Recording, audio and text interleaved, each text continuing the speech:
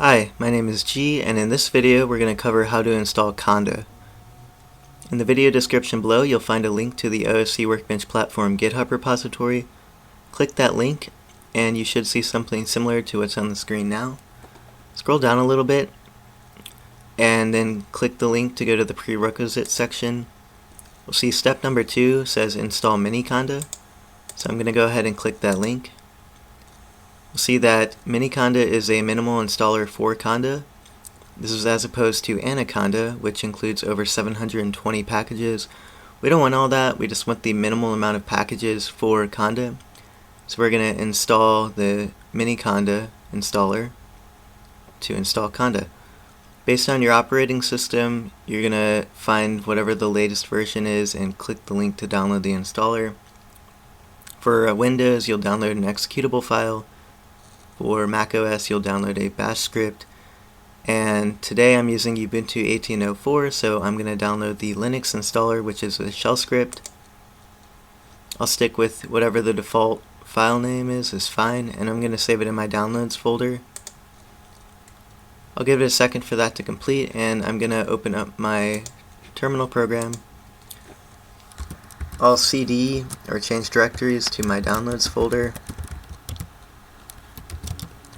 And I'm going to run the ls command and type in the name of the file that I just downloaded, the Miniconda 3 latest Linux shell script file. You can hit tab to autocomplete the name so you don't have to type the entire thing. And we'll notice that my terminal program is coloring it in white, and this is denoting the permissions on the file. So if I were to try to execute or run this shell script by typing / and then the name of the script, I'm going to see that I'm getting permission denied.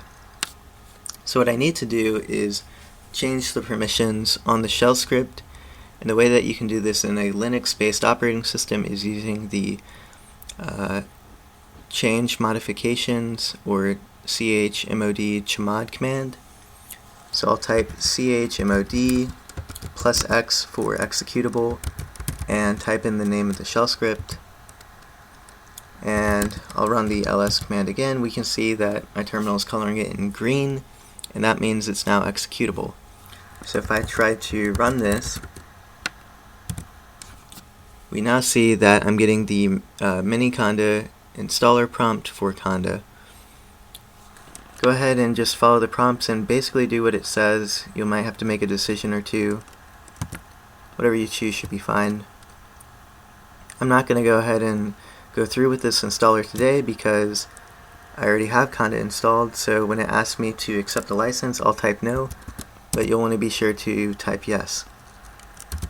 Once you've successfully completed the different prompts in the installer, as a quick sanity test you can type conda -- version, and we can see that I have Conda 4.8.3 installed. You might have a slightly different version, that's okay.